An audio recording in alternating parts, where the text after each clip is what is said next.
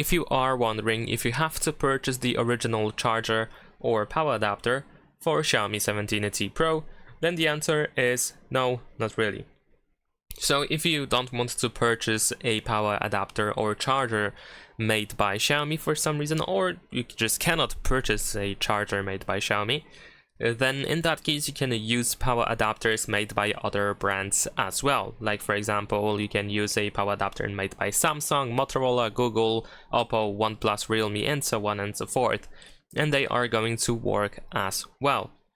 Now, of course, the most optimal choice is still going to be a Xiaomi power adapter, but other brands work as well.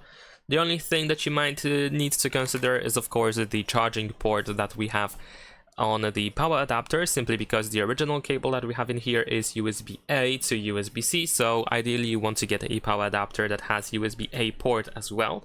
I know that, for example, Realme power adapters, they make USB-A ports, and probably some other brands as well.